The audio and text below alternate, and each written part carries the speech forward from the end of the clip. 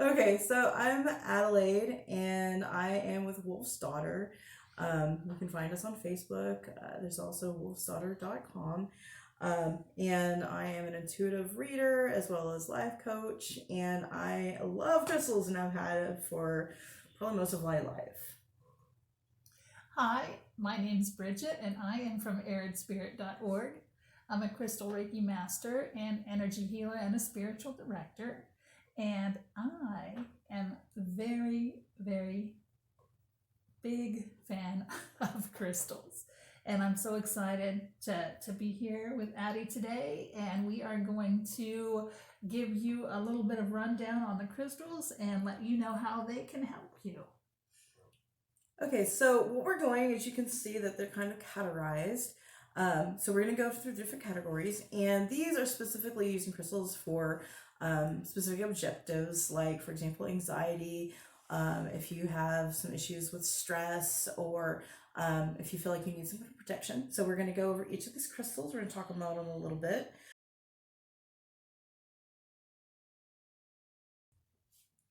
Okay, so our first category we're covering is how to deal with negativity. So getting rid of those bad vibes. So our first crystal is citron, which is a yellow crystal. It is a type of quartz. And this is a really neat one because it actually has two little twins there growing together. And citron is a super happy stone. I mean, I don't know about you, but like any kind of negativity, if you're having a rough day, if maybe you're kind of feeling low for something, maybe something's happened, this is a great stone for that. I absolutely love citron. For me, it kind of blows everything away and just puts sunshine in its place. Yeah, I agree. I definitely agree with that. So that's going to be our first one. Our next stone is going to be fluorite. So these two are fluorites. As you see, they're pretty different in color, and fluorite comes in all sorts of colors. You may come in purple, it comes in blue. This is green fluorite here, and it actually grows two different ways. So it sometimes has a more cuboid, and then this is more like a pyramid kind of shape. And fluorite is kind of just I don't know, for me it's really a fun stone. It's not too strong. It's kind of lighthearted. It's really good for lifting depression for some people. So that's kind of been my experience with it. So what do you think? I really like to work with rainbow fluorite. Rainbow fluorite for me does a lot of those things, but it's more of a calming, but it also really, as Addie said, gets that depression out of there. So it kind of raises you up, but softly. So our next category is going to be about self-esteem. So anybody who struggles with maybe trying to find themselves, or feeling like you get run over by other people and you need that little boost of confidence, these are the great stones to use for that. So our first one is one of my favorites. It is rose quartz, and it is a really nice pink stone. It's very gentle. I've always felt like it kind of helps us learn how to love ourselves and to learn unconditional. So that's one of my favorites.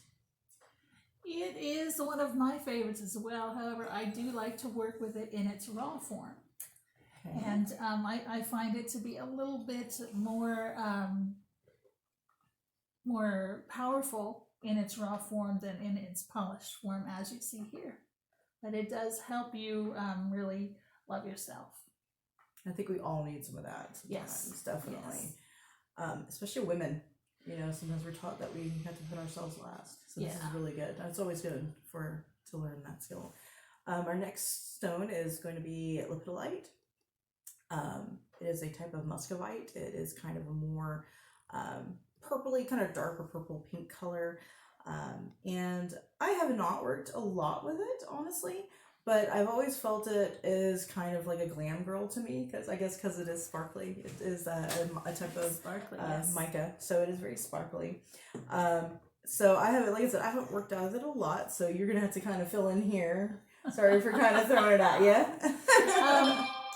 I've worked with it a little bit as well, and I love it because it's purple, but it doesn't shout that it's purple, and that to me is just actually how the stone is. It gives you self-esteem, but without being totally in your face. Very calming, yet the strength is there as well. And I think if you think about it, that's kind of like more real self-esteem is like that. You don't really have to act it out and pretend when you're really in your genuine self, like you say all the time, which I love. That's one of my favorite phrases. So the next one is jasper, and there's 2 colors here, and jasper comes in a range of colors. It is very similar to agate. It's a type of quartz, except it's more opaque. And these are kind of the more earthy tones. There are some more green tones. So this is the more yellow one and the red one. And it is very grounding to me. I've always seen it as very grounding. For me, it's one of those ones that kind of makes you face reality in a way too. It is a stone of being honest with yourself. So I think for me, that's how it helps me really be myself, is to remind me to be honest. For me, especially the yellow jasper really works with my solar plex chakra, which is the house of the willpower and the personal power. And that jasper really connects to my personal power and helps me step into my authentic self.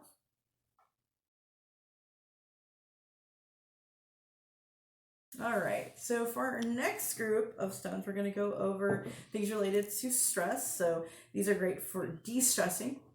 So our first one is going to be a bloodstone. It's a green stone. I honestly, even though it's green, usually that's connected to the heart, I've always felt like it was very grounding for me. It was really good about very physical health, if that makes sense. Those physical signs of stress, it's really good for. So some of those things can be lashing out. Some people will actually get angry when they're stressed. Some people have stomach issues. Some people get headaches. Blood pressure can go up. So some people it can lead to heart problems. So there's several physical things as well as our mental stress levels.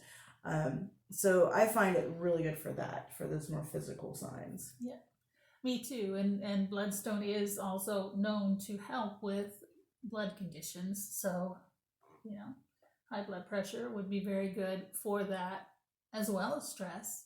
I find it to be very grounding. When I hold it, it actually sets with my sacral chakra, which is interesting because that's the emotional type of chakra. So that's my experience with bloodstone. So the next one is a blue stone, and blues are one of my favorites. This is sodalite right here. It is kind of deep, varying colors of blue, and it has a little bit of white inclusion in it. I like sodalite because it's good for us, helping us speak our truth, at least for me. I know sometimes when we're not honest and we let things get pent up, then we kind of explode sometimes, or we hold it in, then we get sick. So I find that sodalite helps us kind of de-stress by helping us be honest and speak those truths and put those boundaries down and go ahead and be honest with other people so that they know where you stand. So that's the reason I like that stone for that. I have a very interesting story about working with sodalite. I knew that it helped with stress and all of this, but one day in particular I was having some trouble with nausea. And I got my crystal Bible out and I looked up nausea, and there was sodalite. So I picked up a slab. I have a slab like about that big. And I just put it in my space. And within about 30 minutes, my nausea just settled down. And I was so excited about that because now I have a stress reliever and an anti-nausea stone. And a lot of the times especially when I was younger too, when I was really stressed out, I had a lot of nausea, upset stomach, so I had reflux. So that's definitely something I'm going to try and see if that works for me next time I get a little stressed out. Yeah, we seem to hold that stress in the stomach. We really do. We just I had a really, really good person who's a teacher of mine, and she would say we swallow it sometimes. Some of us swallow it. Yeah. And that's why we have like acid reflux and upset stomachs sometimes. So our last stone, which is another quartz, we sure have a lot of those. Yes. So this is smoky quartz, and it's grounding for me, but it's also not grounding. It's a really interesting, I guess, because it's not opaque like a lot of those really strong grounding stones are for me. I feel like it is very earth energy for me, but it's not the kind that shoves you down to the ground. It's very gentle. I find that it helps with being more genuine about my own needs and being connected with my body, so that I'm not eating out of stress, or maybe pushing myself so hard. I'm really more honest about, when I'm tired, I sleep. When I can, of course, work sometimes you have to kind of hold out there, but maybe I'll take a nap for lunch or something like that. So that's the reason I like it. I love those nap lunches. Yes, yes. I mean, there's other things you can do during lunch, but nap is nice. Yeah, nap is definitely nice.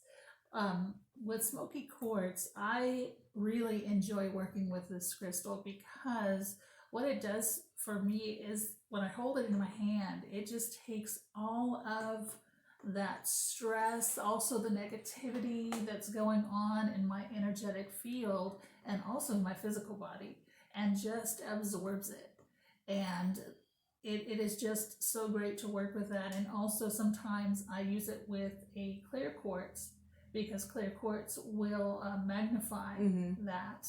And sometimes, I need to suck a lot of negative energy out of me, a lot of stress out of me. So I will use both of them together. I think that would be a really good thing maybe to have at work, just to kind of maybe keep it in your drawer or something at work, maybe. Yeah, at work, yeah, definitely. So that you don't let that stress come home with you. That'd probably be a good idea.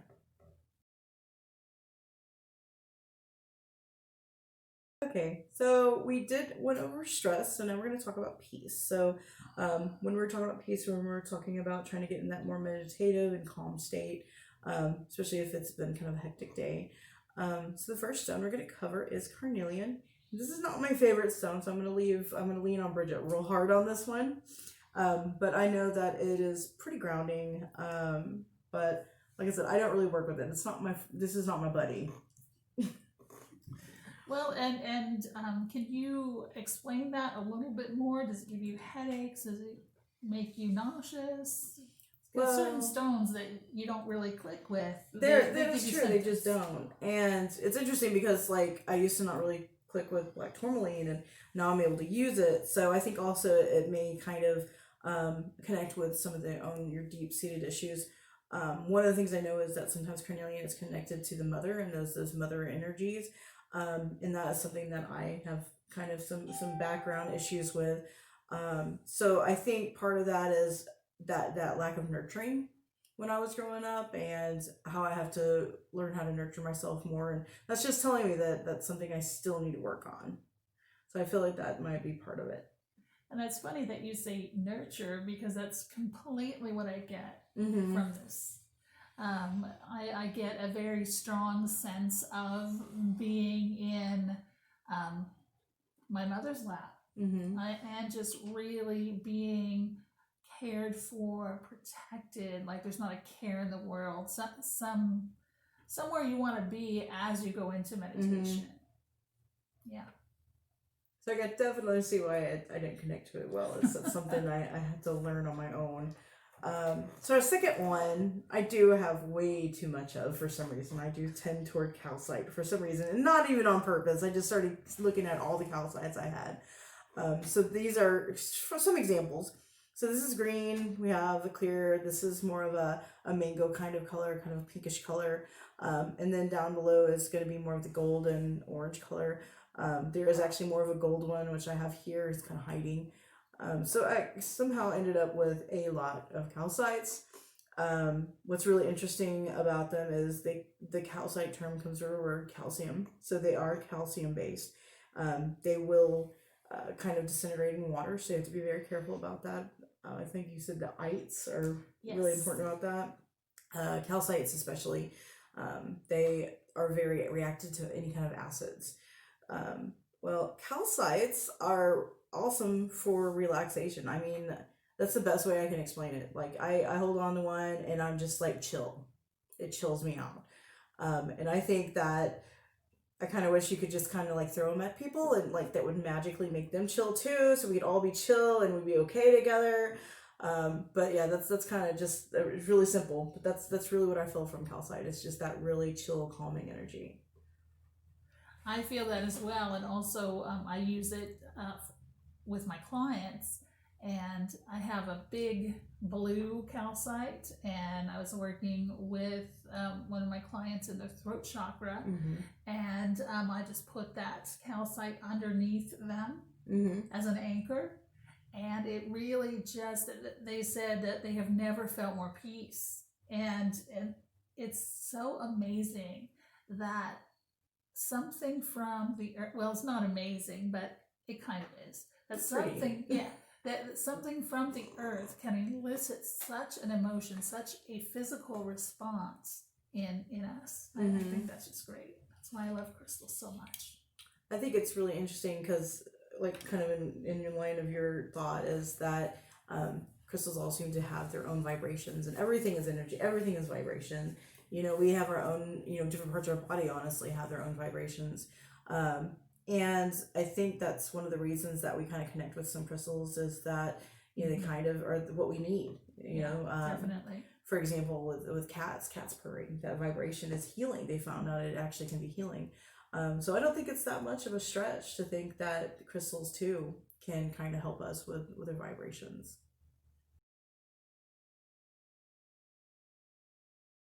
So our last category we're going to go over is going to be protection, and this seems to be really important for people. This is good for if you are around a lot of negative people, and especially if you tend to like absorb that negativity from other. So if you catch yourself being around someone who's angry and like you start realizing that you're starting to get angry, a lot of times that's not your anger, you're just kind of picking that up for somebody else. So these are really good for that. And then they're really good for kind of just this is negative energy around us, I guess you could say. So we'll go ahead and start with selenite. And I haven't worked a lot with selenite, so again, I'm going to have to lean on you again. I keep on having to do that. No problem. I mean, if you ask me at quartz, I work with quartz a lot. That's kind of one of my babies. But selenite, I have not. When I first started learning, they really didn't talk about it that much. But for some reason, I ended up getting a bunch of selenite pieces. So, and my wonderful husband ended up giving me this giant block of selenite. Well, it's like a flat piece, but so some reason it just keeps on coming up. And I know I've been told that it's very good for clearing out negativity and bad energy. A lot of stones, when you need to clear them, most of them you do need to clear. Some of them you can't put in water. Some of them you really don't want to put out in the sun because they will fade or it'll damage it. But I was told that selenite doesn't need clearing, for one, and it can be used to clear other stones. Whereas maybe stones that can't go use other things like salt water or some other kind of clearing methods. So that's mostly what I know. So you're going to have to jump in and save me here. Yes, selenite is one of, if not the only crystal that is self-clearing, and that is great. I also have a big long selenite slab that I put my crystals on. It's great if you live in an apartment or if you're in an office and you can't burn sage to clear crystals as you normally would. Selenite can be used for that as well. The thing that I like to use selenite for protection is that the others repel, but selenite seems to absorb and get rid of as well as repel. And that's, I do definitely feel when I'm working with selenite that I feel that clearing in my energetic space. I'm gonna have to obviously work with it some more, practice with it. Okay, so our next one's hematite, and that is such a common stone. I don't know, it's like everywhere. You can go to the grocery store and find hematite, and so that was one of the first ones I started using for any kind of protection or kind of to repel that negative energy. I was told and was taught that it will actually reflect it back to the sender if it's something that somebody's kind of angry with you or sending that kind of negativity towards you. That it's one of the stones, one of two stones. I believe tourmaline can do it as well. But it's one of those ones that can reflect that back to the person who's sending it to you. I kind of see it as, because it's very mirror when you have it in the this kind of form instead of the raw form. It has kind of a mirror kind of quality to it, so it's like reflecting back like that. So that's what I kind of use it for. I've been using it less now that I can start using the black tourmaline. So I think that's great that it has mirrored. I hadn't heard that before. So definitely people need to handle their own stuff. So when I'm working with people and doing energy work, I always say that if you are receiving energy that's not yours, always return it to sender, because there's no way you're going to be able to deal with that because it's not your energy, right? So that's great. And hematite definitely says whoa to the energy for me as it's grounding me, because it pretty much says let's come back into the present moment and let's deal with the present moment here. Don't worry so much about anything else, which makes sense because it's mirroring back. Yep. And I think that's a lot of people need to learn the difference between what is theirs and what is somebody else's.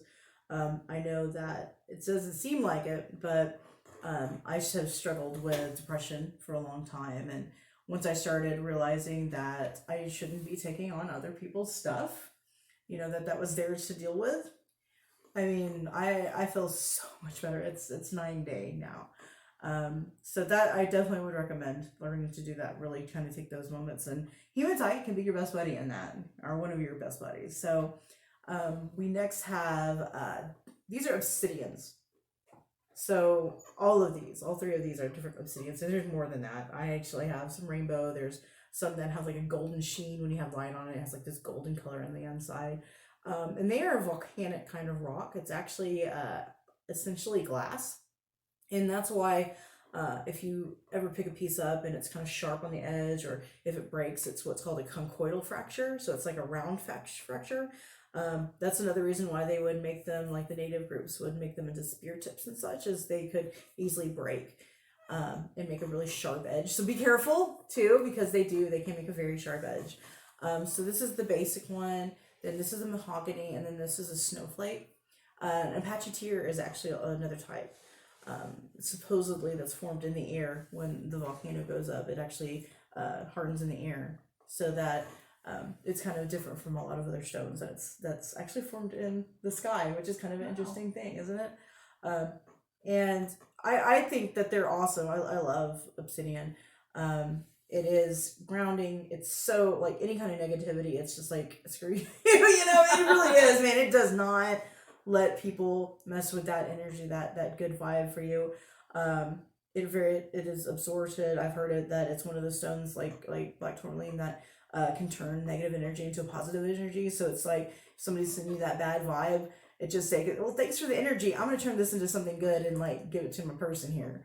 So I really like it. I love working with it, with making jewelry and other things too. So how do you feel about it?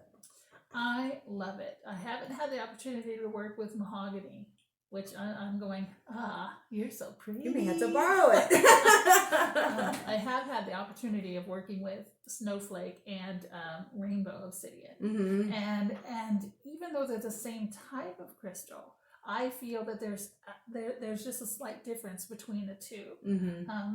Snowflake obsidian is a gentler type of crystal, and it's just really gentle with the user, whereas rainbow obsidian is very strong and in your face. So if you have headaches, or if you're getting stressed or feel agitated when you're using rainbow obsidian, you might want to step back and use snowflake obsidian for the same purpose. And I love rainbow obsidian. One of the big things is I like to deal with shadow work, that darker side of ourselves, and it's really excellent for that. It digs in to those things, and I think that's why it might feel too powerful for some people. Yeah. Because it really digs into some of those really deep issues. So I guess it was kind of like, come with a caution. If you're not ready to deal with that stuff, then let's get another stone. Pick up another stone. Go for the snowflake. So those are the ones that are for those negative energies.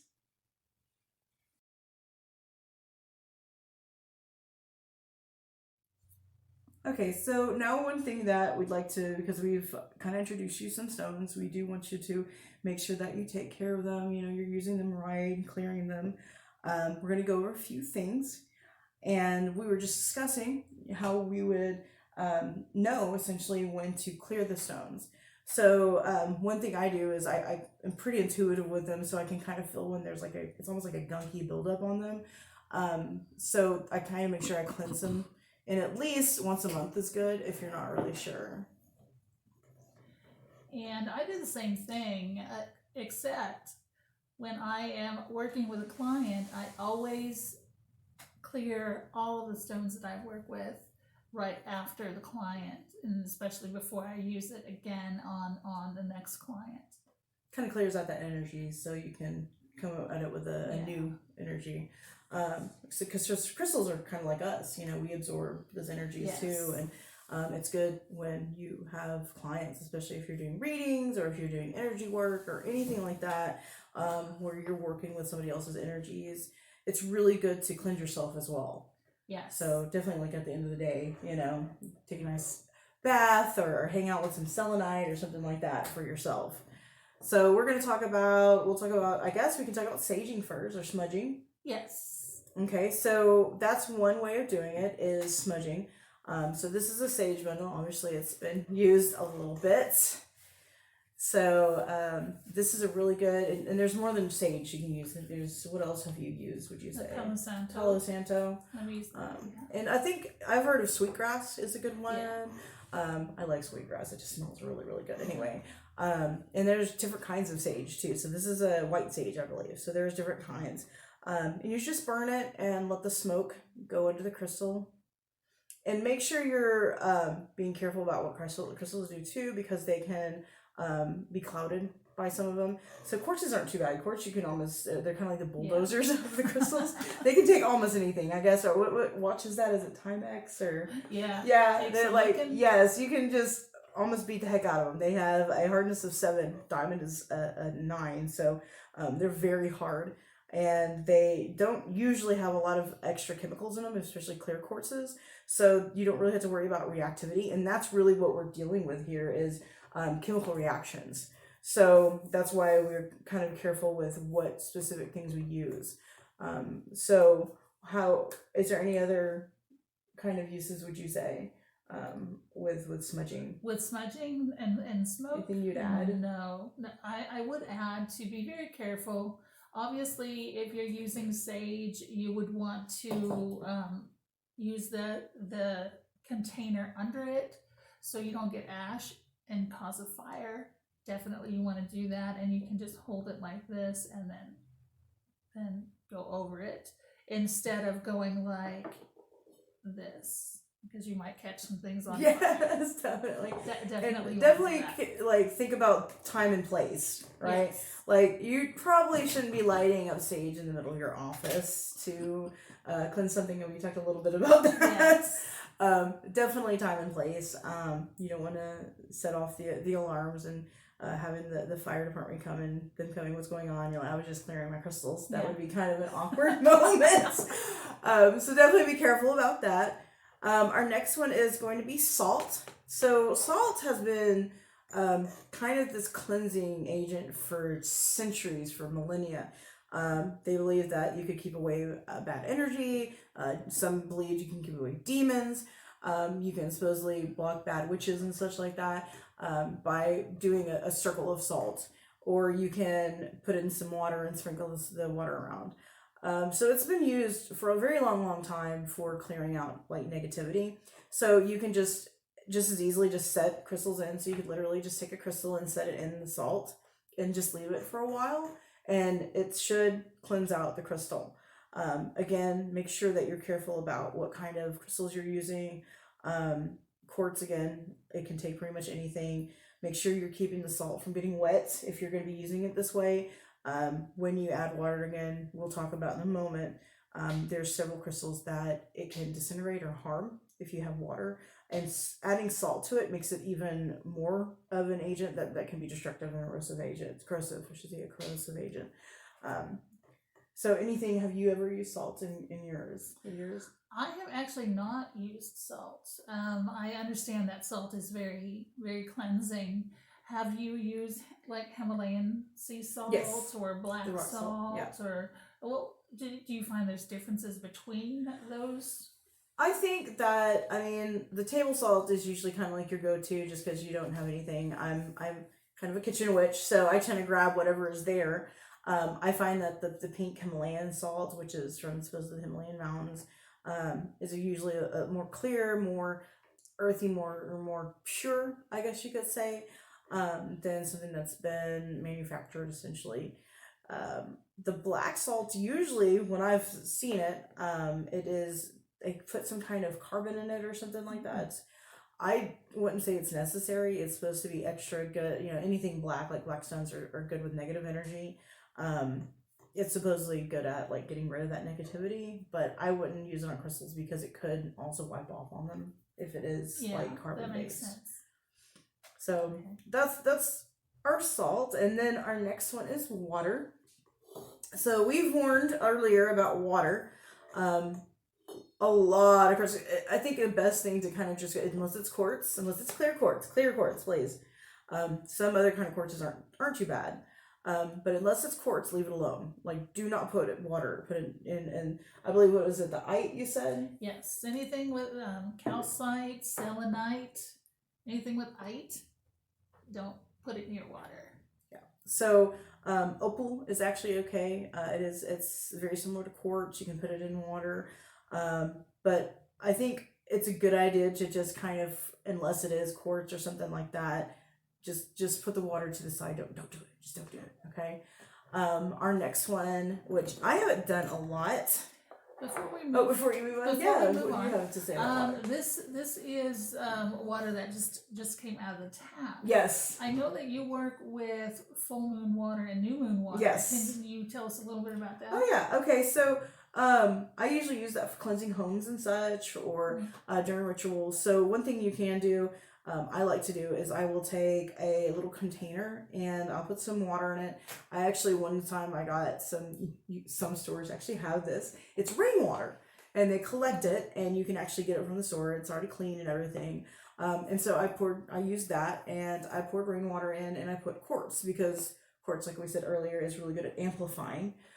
So essentially you just leave it in the moonlight, and you can either leave it outside for a moonlight, or you can use it for a new moon, which is when the moon is kind of hidden because of its own shadow. Either way you can use, and it's really good. It's like it infuses the water with energy. Ooh, yes, and it does. It's really wonderful. It's really, I don't know, especially the full moon, it's just really powerful. We had, I think it was a really cold moon one day that we set some out, and it was just powerful stuff. And like I said, I use it in rituals.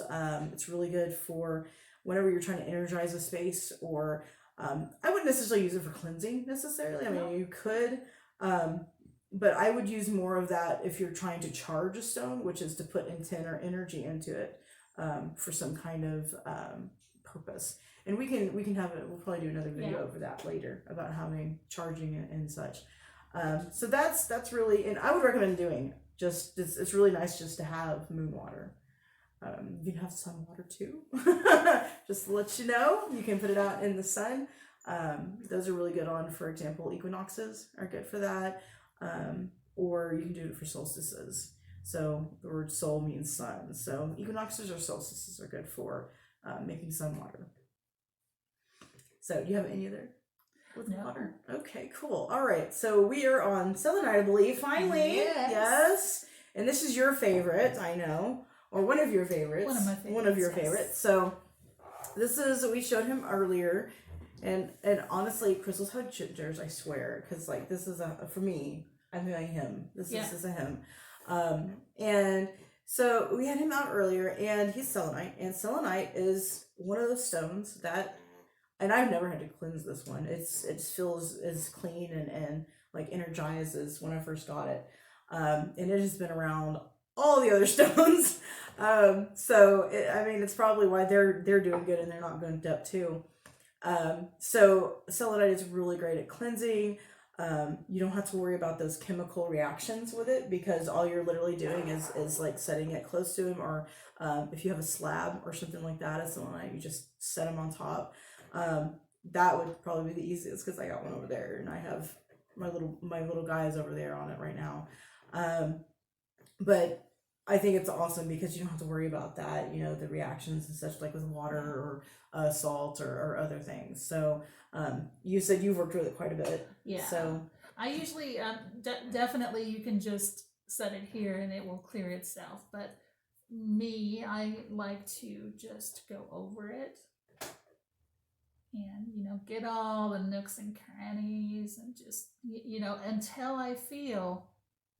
Yeah, this one's a little dirty. That was not with the selenite. I'm sorry. They weren't hanging out. Yeah, and just roll over it until you feel, and see, I'm feeling right now, I'm feeling more of a refreshed energy coming from the calcite, right? Mm-hmm. And just as I'm going through, and I don't know if you see this, but the stone actually got a little brighter. And then this little tip here. So it's like washing dishes. Yeah, just like washing dishes. You don't want to get that piece of meat in, you want to get that out of there. And then that's complete. Awesome. Okay, so that was super easy. So I want to go over, I guess it's one, but it's kind of two things. And we talked about the moon water. So there's another way of doing it, which is actually super safe for stones. You don't have to worry about the reactions. And that's using moonlight. You may have to worry about the cat knocking it off or something like that if you put it outside. But you can put your stones out in the moonlight, especially under full moon, I would recommend. And you just keep them over and make sure you get them out before sunrise. You don't want the dew on them because some of them, again, there's a water issue.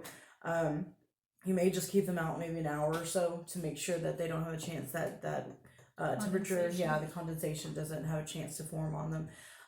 But it's awesome, like with cold weather especially, because there's not as much condensation, humidity in the air. Right. So that's a really good way. You don't have to worry about having that kind of reaction. What's really interesting is the term selenite. Selene is moon. It means moon. So if you kind of think of that, it's kind of like maybe that's how it is, where there's a little bit of moonlight that's in rock form. Nice. And maybe that's how it's so good at clearing everything and cleansing. The other thing is sunlight, and that is another one you got to be really careful with. Sunlight can actually cause stones to oxidize. It can cause stones to have, like, it's a type of chemical reaction, other kind of chemical reactions. Again, quartz you can do. You can throw quartz in the sun. It's not going to do anything. You could probably But if you put amethyst in the sun, yes, it's going to it can have take all that out. Take the color out. Yeah, it can decolor it. And what's interesting is sometimes they form citrin while heating amethyst. So they are. I'm talking about when I say quartz, I mean clear quartz. It does have those extra chemicals in it. Clear quartz is not reactive to sunlight or anything like that, so that is safe. You could probably, like I said, you could put it in the sun. You could probably put it under a car. You could run over it, it'd probably be fine. It is tough. It's one of those really tough stones. Diamonds are also obviously. Yes. You can pretty much do anything with diamonds because they're just carbon. Interestingly enough, though, you don't want to do too much heat. I knew this guy who was a fireman, and somebody left their wedding ring, and it was a fire had gone through, and the melted band was there, and there was just a bit of char where the diamond had been. Wow. So I thought that was kind of crazy. So, but otherwise, it's, if you're not going to catch your house on fire, please don't catch your house on fire. Obviously, you're pretty much good. So those are the ones I know of. Are there any ones that you know other than that we've covered? No. Those are pretty good.